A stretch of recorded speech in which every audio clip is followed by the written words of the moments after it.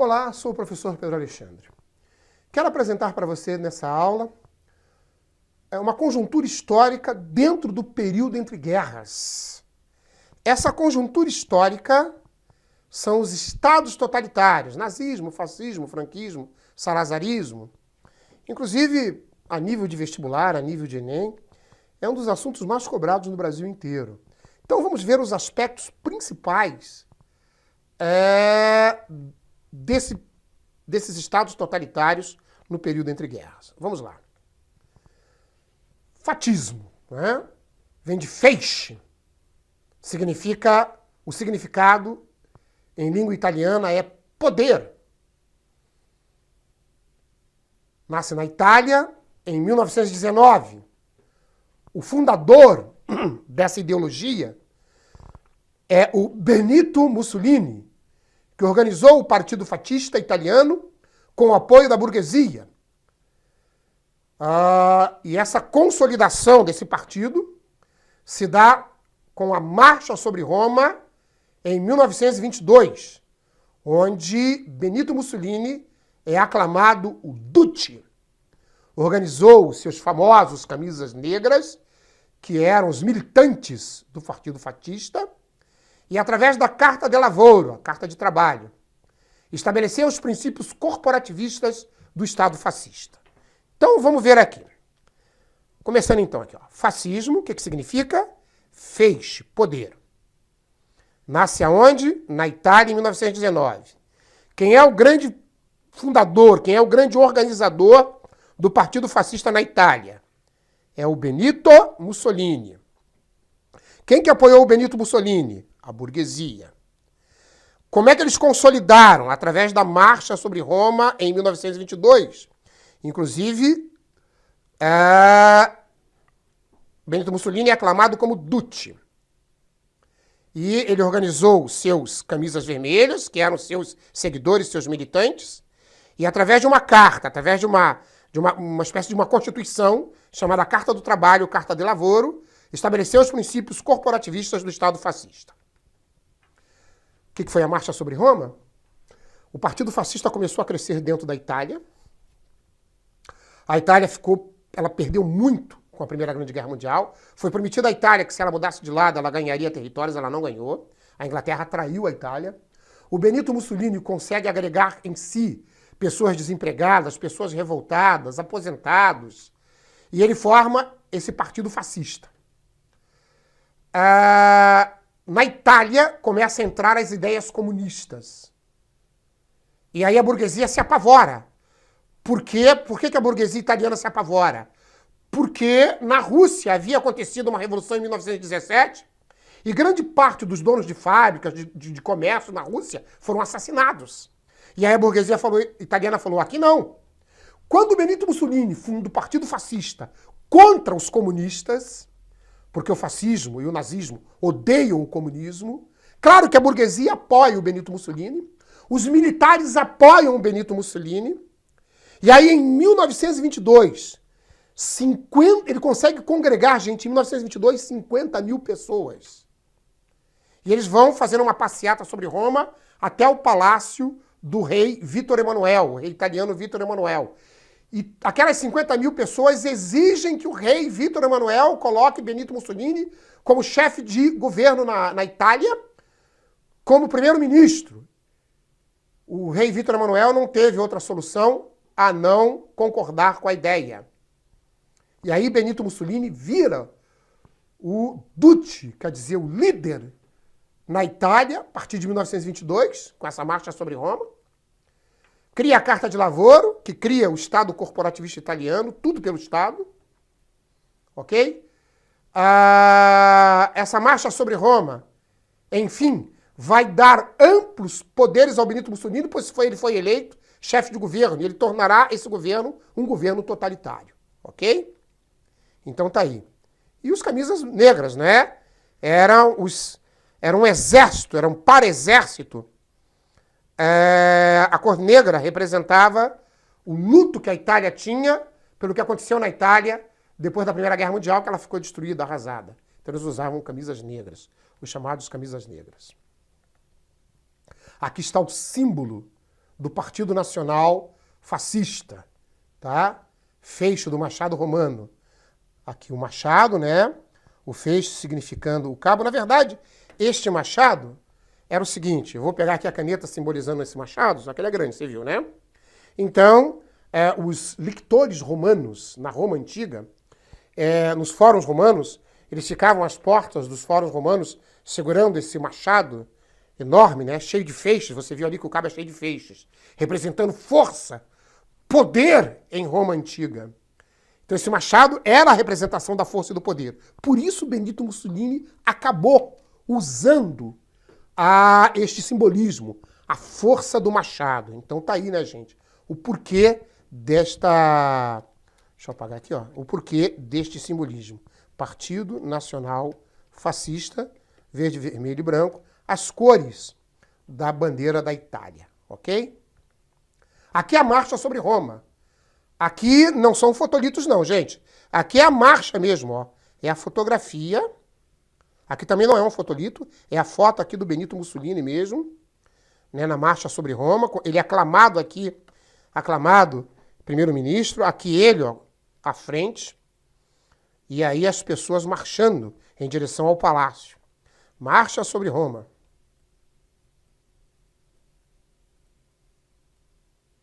Esta foto aqui, me perdoem, não é quando ele foi aclamado. Esta foto aqui é uma visita que ele fez a um país europeu. Ok? A foto da aclamação é outra. Eu botei essa foto aqui quando ele é recebido num país europeu, porém a foto da aclamação é outra, não é essa foto. Só para consertar aqui, ok? Nazismo, significado de nazismo, outro partido que surge no período entre guerras. Bom, eu não falo alemão, tá? Eu não sei pronunciar alemão. Eu tenho muita dificuldade. Em algumas línguas eu me dou muito bem, o espanhol eu me dou muito bem, o italiano eu me dou muito bem, o inglês mais ou menos, o português aí é que eu não falo mesmo, né? Mas o alemão é uma língua muito difícil. Então vai aparecer um termo alemão aqui, eu só vou traduzir. Né? Vamos tentar, através das sílabas ali, dizer o que significa para vocês, né? Então aqui você tem, não sei qual seria a pronúncia em alemão, mas provavelmente é national, né? Que significa em alemão nacional. Essa palavra aqui, que significa em alemão socialismo, socialista, não sei como seria a pronúncia, Sozialisten, não sei qual seria a pronúncia, Deutsch, aqui é Deutsch, né? Alemão, Alemanha, e aqui Arbeiterpartei, né? Partei seria partido, né? E Arbeit seria trabalho em alemão. Mas enfim, como é que ficaria isso em alemão? Traduzido para o português seria Partido Nacional Socialista dos Trabalhadores Alemães. Se você olhar aqui, ó, Nacional, essa primeira palavra, o N está aqui, ó. Aqui o S, tá aqui o S, o D está aqui, o A está aqui e o P, né? Esse Pzinho aqui, ó. Aqui o Pzinho aqui, está aqui, tá? Então, N, olha lá, N, S, D, A, P. Partido Nacional Socialista dos Trabalhadores Alemães, que inicialmente a sigla era essa. Porém, quando o Hitler vai entrar nesse partido, ele não fundou esse partido, ele vai entrar nesse partido, e ao entrar nesse partido, ele vai mudar a sigla de NASDAQ para Nazi. Aqui, ele muda para Nazi. Tá? Então ele pegou, o Hitler pegou esse NA daqui, ó, aqui o NA dessa palavra, national, E é esse ZI dessa palavra aqui, ó. Dessa palavra aqui, ó. Então ele somou NA mais I, deu nazi, que significa nacional socialista ou nacional socialismo. Tá aqui, ó, nacional socialismo. Ismo, nazismo, nazismo, ou seja, nazi. O nacional socialismo no centro. Ismo é grego, né? O nacional socialismo no centro. Tá aí o significado da expressão nazismo, tá bom? É uma sigla. Hitler. Adolf Hitler filia-se ao partido em 1919 e torna-se líder do partido em 1923. Em 1933, Hitler assume o comando da Alemanha com o título de Führer, líder, guia. E em 1933, ele chama o governo dele de Terceiro Reich Alemão, aonde ele dizia que esse Terceiro Reich Alemão iria durar por 1000 anos e que eles dominariam o mundo inteiro. Obviamente que você quer saber como é que Hitler chega ao poder. Ele pertencia a um partido político. E de 1923 a 1933, Hitler fez com que seu partido, ele se tornou líder, crescesse. Ele vai se tornando um político muito influente dentro da Alemanha, até que, no início da década de 30, o partido dele consegue fazer a maioria das cadeiras do parlamento. E Hitler, então, fica muito poderoso. Inclusive, ele se candidatou à presidência da República na Alemanha, mas não ganhou, ele ficou em segundo lugar. Mas ele se tornou um político famoso nos 10 anos, mesmo porque grande parte da burguesia alemã, como a burguesia italiana, temendo o avanço dos comunistas, apoiavam Hitler. Então, milhares de burgueses se filiaram ao partido de Hitler, ao nazismo, inclusive com grandes contribuições. Então, o partido de Hitler cresceu muito, ao ponto de que quando, no início da década de 30, houve eleições na Alemanha, o Hitler não ganhou para presidente, ganhou um marechal, o velho Hindenburgo, o parlamento pressionou que o Hindenburgo desse um cargo de confiança ao Hitler. E aí o presidente da Alemanha falou, bom, para controlar o Hitler é melhor ele perto da gente. Então vamos chamá-lo para ser o chanceler da Alemanha, uma espécie de primeiro-ministro. Só que, ao fazer isso, o Hindenburgo não imaginou o que estava acontecendo, né? O que ia acontecer. O Hindenburgo ia morrer, consequentemente Hitler se tornaria, com a morte do Hindenburgo, uma morte natural. O Hindenburgo morreu de morte natural. O Hitler se tornou o único chefe da Alemanha e ele tinha que convocar eleições para a eleição de um novo presidente. Mas como ele tinha o controle do parlamento, a maioria pertencia ao seu partido, o Hitler convoca um plebiscito, faz uma forte propaganda para o povo, para ver se o povo não o quer como chefe de Estado e chefe de governo. E aí, trabalhando a máquina da propaganda, eles conseguem convencer mais de 30 milhões de alemães a votarem um sim, que sim, eles queriam Hitler como chefe de Estado e chefe de governo. E foi assim que Hitler ascendeu ao poder totalmente na Alemanha, em 1933, se tornando Führer, quer dizer, o guia, o grande guia da Alemanha. Não é? E aí ele diz que o novo governo dele é o Terceiro Reich, que vai durar 1000 anos e que eles governariam o mundo. Né? Ideias do Hitler. Né? Características do nazifascismo. Quando eu coloco nazifascismo, é porque eu vou colocar aqui características tanto do Estado italiano como do Estado alemão. É as mesmas características. Houveram outros estados totalitários na Europa, como, por exemplo, na Espanha e em Portugal, salazarismo e franquismo, mas com menos intensidade. Tinham essas características, mas essas características elas eram evidenciadas com menos intensidade.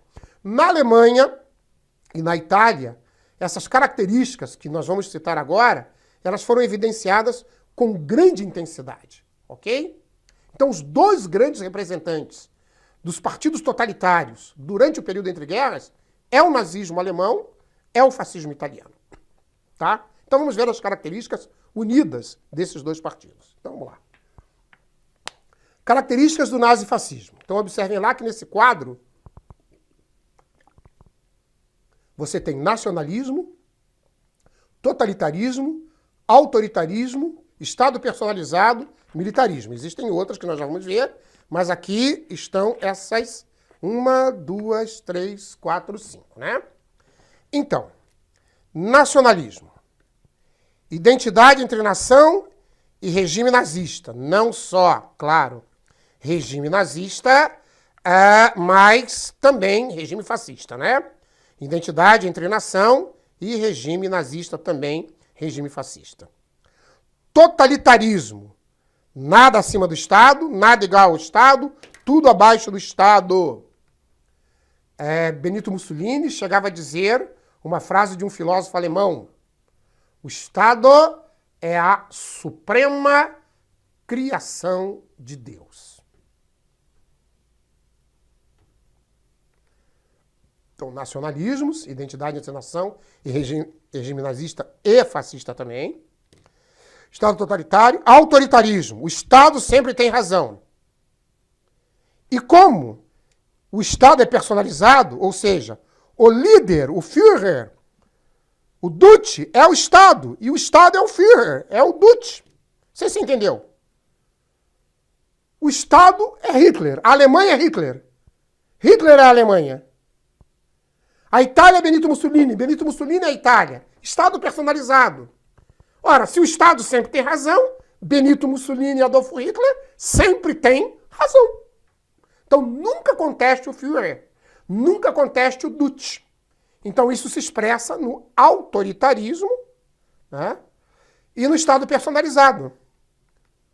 É mais ou menos assim, ó. Mais ou menos não, é assim, ó. Na Itália, o Hitler, na Itália, o Benito Mussolini, obrigava a que todos os dias os jornais italianos colocassem na sua primeira página: Benito Mussolini sempre tem razão. Os jornais eram obrigados. E Benito Mussolini dizia que a imprensa mais livre do mundo era italiana, imagina. Hein? Imagina se não fosse. E no nazismo era assim, ó. O Estado queria construir uma estrada. Esse fato é verídico. E aí a estrada passou dentro de uma chácara. Em vez do Estado indenizar o dono da chácara, foi o dono da chácara que teve que indenizar o Estado. Tá certo? Não foi a estrada que estragou a chácara. Era a chácara que estava atrapalhando o traçado da estrada. Coisas dessa natureza. O Estado sempre tem razão. Isso é a suprema arrogância, né, gente? No dia a dia isso se chama suprema arrogância. Mas, né? Vamos lá. Militarismo. O investimento na indústria bélica seria a salvação econômica e a garantia de soberania. Hitler pensava assim, Benito Mussolini pensava assim. Tanto é que 73% dos empregos que Hitler deu para a população alemã durante seus primeiros anos de gestão foi na indústria bélica. Por isso Hitler construiu uma máquina de guerra que era uma das melhores e mais sofisticadas do mundo, com milhões e milhões de soldados, armas sofisticadíssimas, né? Tá aí características do nazifascismo. Então, essas características aqui pertencem tanto ao nazismo como ao fascismo. Mas tem mais. Então, nós vamos ver aqui, ó. Unipartidarismo. Um único partido, uma única ideia, uma única razão. Portanto, não existe, nem na Itália, nem na Alemanha, mais do que um partido político. Não existe na Itália mais do que um partido fascista, E não existe na Alemanha mais do que o partido nazista, né? Ambos são racistas, principalmente a xenofobia, ou seja, a aversão a tudo aquilo que é estrangeiro, é o nacionalismo no seu aspecto mais exagerado. Na Itália, só o que é da Itália presta. Na Alemanha, só o que é da Alemanha presta.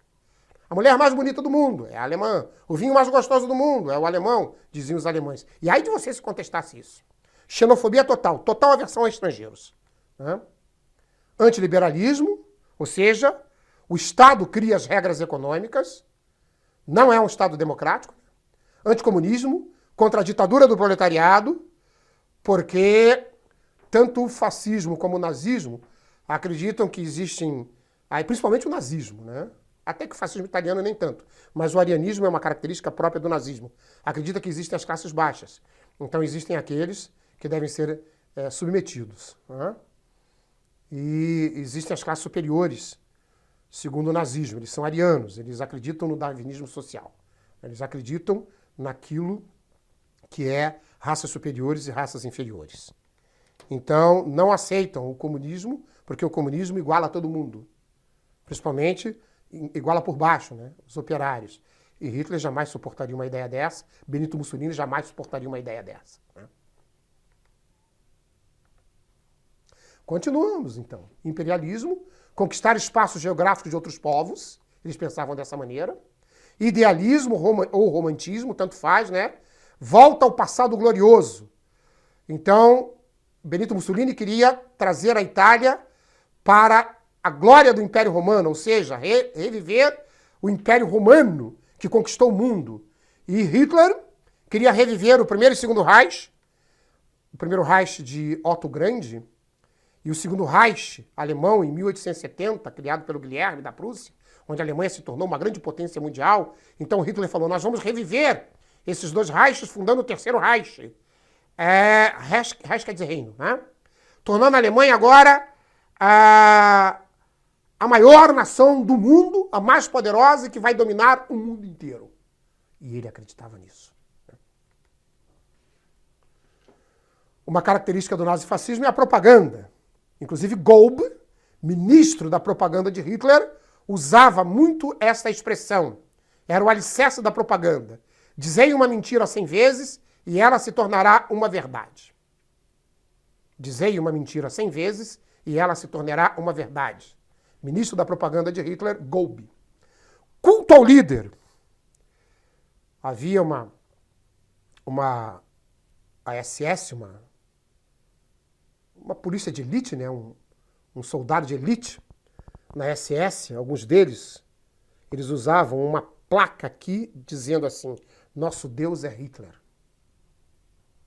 Sem comentários. Hitler e Mussolini, uma foto do Mussolini e do Hitler, eram amigos, né? Óbvio, desenvolvendo esses aspectos comuns, eram amigos, né? Agora somente o nazismo, ou seja,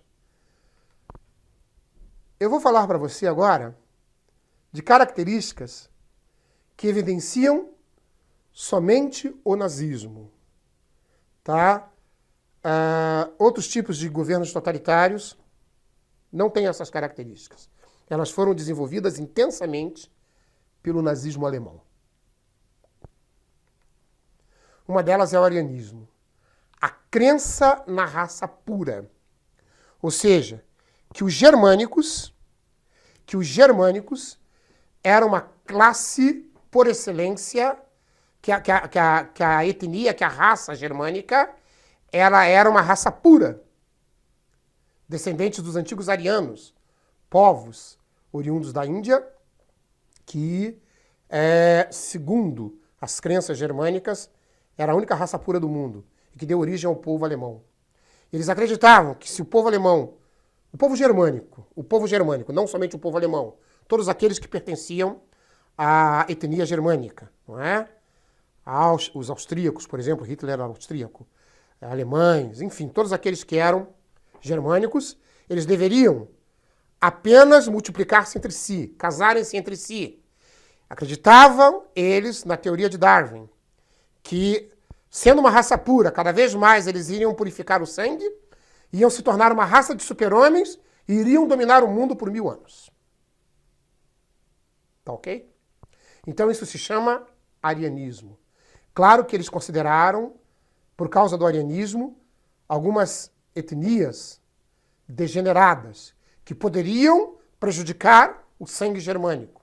Ciganos, homossexuais, judeus, eslavos. O que Hitler fez? Mandou eliminar todas essas pessoas que estavam dentro da Alemanha em campos de concentração. Inclusive pessoas com pequenos defeitos físicos. Eu não sei se dá para chamar isso de defeito físico. Às vezes um nariz afinilado, uma pele mais morena, a pessoa nascia com um dedo paralisado, nascia com uma perna curta, alguma coisa assim, cego, problemas mentais. O Hitler mandava eliminar. Era a ideia da purificação da raça dentro do arianismo. Por isso morreram milhões de pessoas nos campos de concentração. Busca do espaço vital para o expansionismo da raça pura. Ou seja, avançar sempre para o leste. Aqui é um mapa do ataque à Polônia, à Tchecoslováquia, enfim, à Áustria. São espaços que Hitler foi conquistando. Hitler dizia, temos que avançar e conquistar os povos, principalmente do leste europeu, russos, poloneses, ucranianos, eliminá-los ou escravizá-los. E para que esse espaço? Para o crescimento da raça pura, para a raça ariana germânica. Olha a ideia dele. Né? Eliminar ou escravizar todas essas raças eslavos do leste europeu, avançar nesses territórios para que sobrevivesse a raça pura. Isto se chama busca do espaço vital.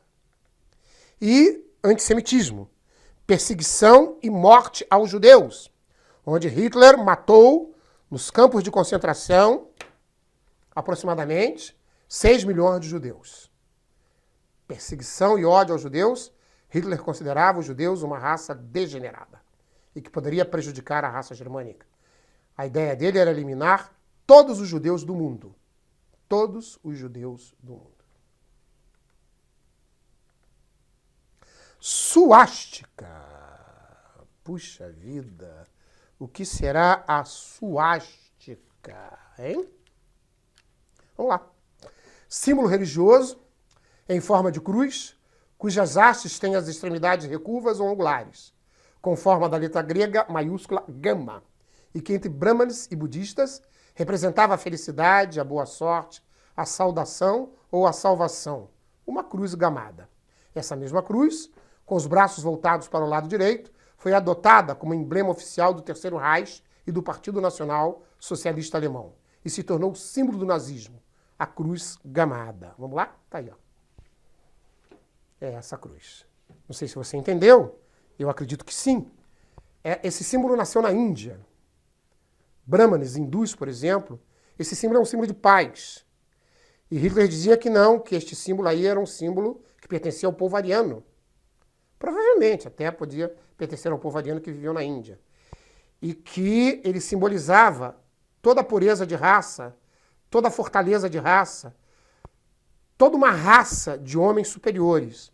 Por isso Hitler criou esse símbolo para o nazismo, tá? Mas que se você vai hoje na Índia, por exemplo, é muito comum você ver, tá? É muito comum você ver este símbolo aqui nas paredes das casas, como símbolo de proteção. Assim como no Brasil você tem os santos que são colocados nas cumeiras da casa, não é? Tem fotografias de Nossa Senhora para proteger a casa. Lá na Índia, muitas casas usam esse símbolo, que é um símbolo para eles de paz, de tranquilidade, de boa sorte, de bons augúrios. Para Hitler, o símbolo do arianismo, que ele copiou, que ele trouxe, né? Franquismo e salazarismo, claro, também são governos totalitários. A Espanha, Francisco Franco, está aqui o Francisco Franco, né? Que em 1936 fez uma guerra civil espanhola na Espanha contra os comunistas. E foi ajudado, inclusive, pelo Hitler e pelo Mussolini, mais pelo Hitler, tá? E implantou o fascismo dentro da Espanha. E Portugal, Oliveira Salazar, né? Portugal, Oliveira Salazar. Então, franquismo e salazarismo são, na verdade, regimes, botei aqui para vocês, ó, regimes fascistas com menos radicalidade que o nazifascismo, alemão e italiano, no caso, né? Porém, sem perder a essência ditatorial e autoritária. Tem características fascistas, nazistas, mas ameno. Não chega a ser da maneira como Hitler e Mussolini usou, tá? E, finalmente, eu quero apresentar para vocês aqui esse quadro, né? O quadro do Pablo Picasso, Guernica, quando, em 1936, a cidade de Guernica, a cidade de Pablo Picasso, é atacada pela aviação Luftwaffe alemã, que estava ajudando o Francisco Franco, e a cidade foi destruída. Aqui uma foto da cidade destruída, aqui o Pablo Picasso. Então ele pinta esse famoso quadro, né? Que hoje está lá no Museu do Prado, na Espanha, ou no Museu de Madrid, eu não me recordo bem.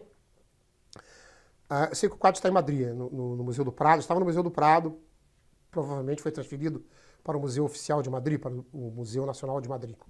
E esse quadro Guernica, ele é a maneira como Pablo Picasso se expressou para protestar contra a destruição da sua cidade na Guerra Civil Espanhola de 1936, onde Francisco Franco ganha a guerra dos comunistas e fascistas, e implanta o fascismo dentro da Espanha, ok? Então tá aí uma vertente, uma faceta, uma página do período entre guerras, onde eu apresentei para vocês estados totalitários. Até uma próxima oportunidade, um beijo no seu coração.